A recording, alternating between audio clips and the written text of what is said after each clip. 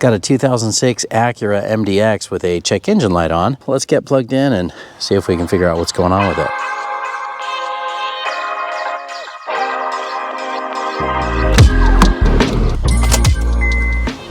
All right, we've got a P2101 throttle actuator control motor circuit range performance. We also have a P0128 coolant thermostat, or coolant temperature below thermostat regulating temperature. So it's not warming up quick enough. We might have a stuck open thermostat, or we might be low on coolant. Let's just pop the hood and do a quick visual inspection. We'll take a look at the coolant level, and then we'll also take a look at that wiring to the throttle body. Make sure that that throttle position sensor wire is not chewed or disconnected. Might just be a dirty throttle body with, with some carbon buildup, or it could be a bad sensor. We might just clean that throttle body and see if that'll be enough to get this cleared and make it not come back. Let's pop the hood, do a quick visual, and see if we can diagnose what the heck's going on between these two codes here.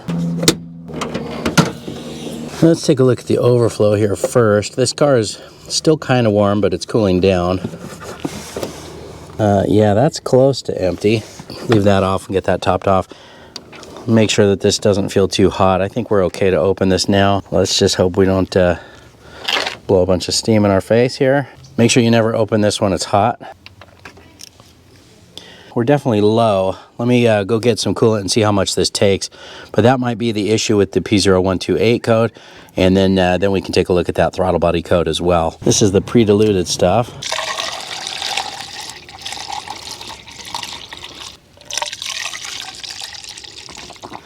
Okay, there we go. Well, it took about a half gallon of coolant, so not totally empty. I'm gonna go ahead and top off this overflow as well.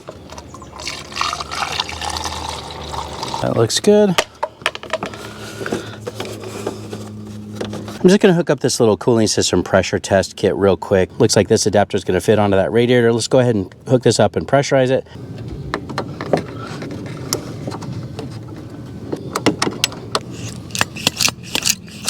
All right, we're at 10 PSI. I'm just gonna let that sit for a minute and see if I can see any leaks anywhere. I don't see any leaks coming from the water pump area or around the radiator, top or bottoms. Hopefully this has just gone low over time. Maybe it's a really slow leak somewhere, but nothing is showing up, and it looks like it's still holding pressure down a little bit, but I think that's just this gauge maybe didn't have the best seal. So I think we're okay. Let's go ahead and release the pressure.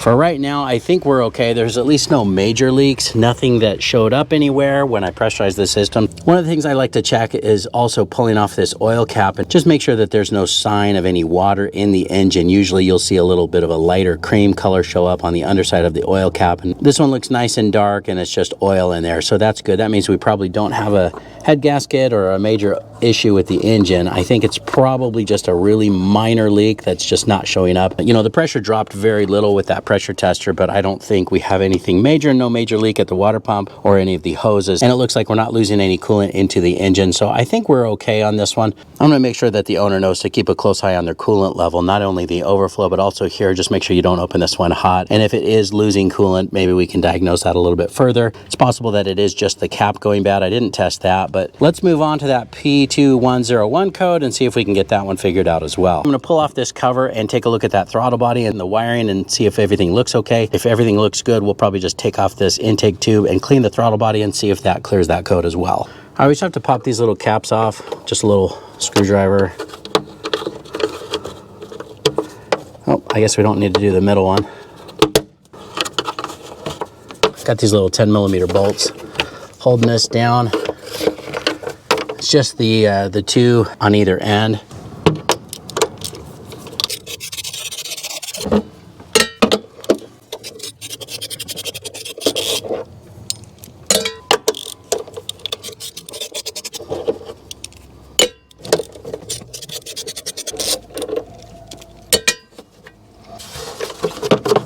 Now let's pull off this intake tube and take a look on the inside and see if we've got a really dirty throttle body and a lot of carbon buildup. Maybe that's something we can clean and get that code to go away. Now it looks like we just have this band clamp here and then this little constant tension spring, and then we can pull this tube out. These get really brittle the older they get, so just keep that in mind and try to be really careful with it. I'm just spraying this with a little bit of silicone spray to try to help this come out.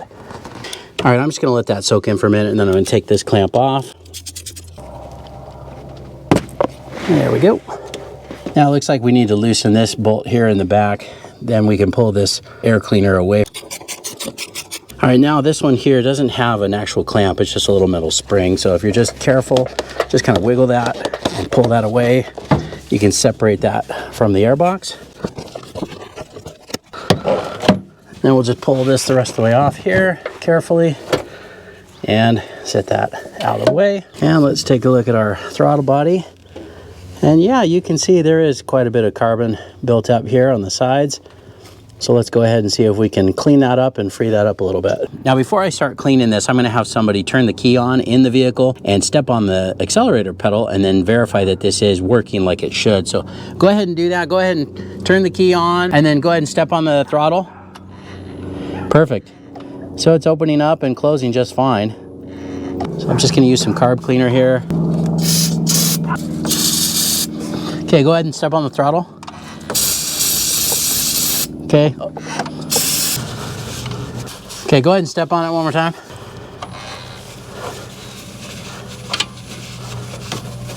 Just keep your foot down. You can let go. That looks pretty good. All right, well, we got a lot of stuff out of there.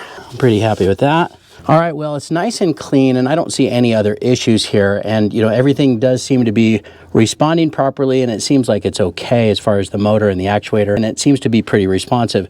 So what I'm going to do is put this all back together, and then I'm going to see if I can use that Innova scan tool and verify that we're getting a reading from the throttle position sensor. Now, if we get a reading from the throttle position sensor and everything looks good, we'll clear the codes, go for a drive, and see if this stays off. Otherwise, we're going to have to diagnose this a little bit further. Let's go ahead and put our intake tube back on. I'm going to start with the air cleaner side.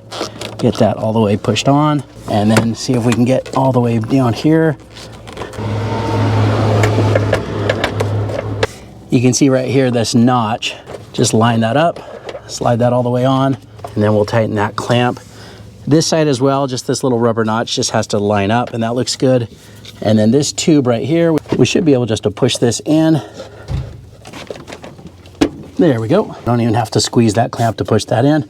All right, we can put the top back on and put these back in.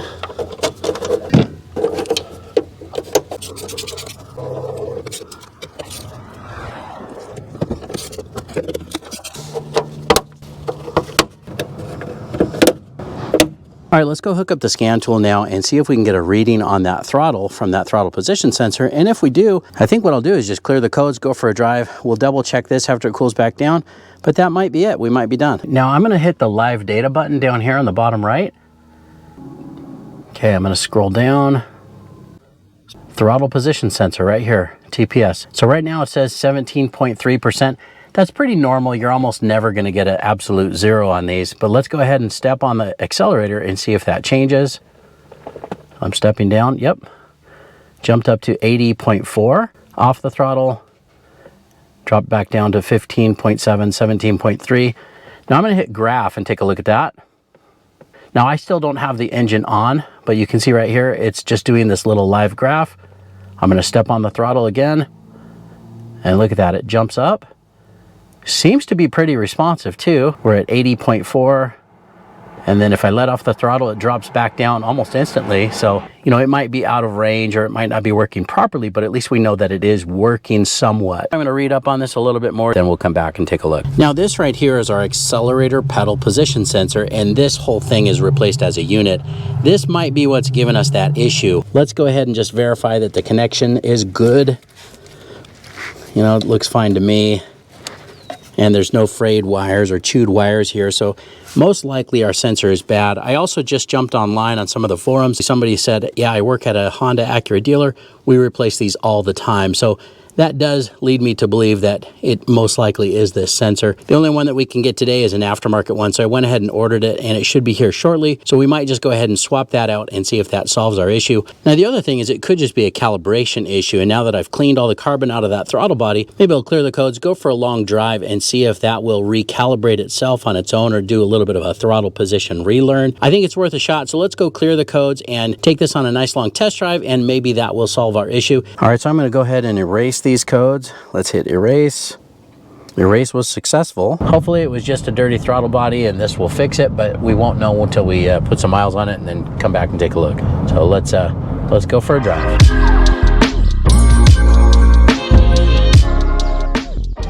Go ahead and floor it real quick.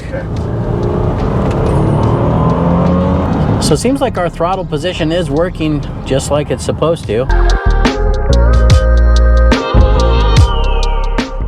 So after we cleared those codes and went for a drive, it's acting exactly like we would hope it would. No check engine lights, nothing pending. Let me go ahead and scan it again real quick just to verify. But after a nice long test drive, everything seems to be acting exactly like it should. The throttle position sensor live data seems to be coinciding with how the engine is running as well. Now, this might not be completely fixed, as they say, because we don't have our monitors complete. And so I'm going to have the owner just continue to drive this and make sure that that check engine light doesn't come back on. There's still a possibility that our throttle position sensor comes as a part of the entire throttle body. You'd have to replace the entire unit along with that electronic motor or actuator, or that accelerator pedal position sensor might be going bad. I mean, it seems like we were getting pretty good live data, and so we might be good to go. But if there is some inconsistency between those two, we might have to diagnose this further. I won't know until the owner drives it around a little bit more, but that's all I can film for today. Of course, I'll update the video if we do end up needing to change that accelerator pedal position sensor, but for right now it seems like it's working just fine. I hope you liked the video. Please give it a thumbs up and subscribe if you don't mind. That does help me out. I'll get a link in the description where you can pick up this exact same scan tool that can help you diagnose and repair your car, along with some of the other parts and tools used in the video as well. Thanks so much for watching, and good luck.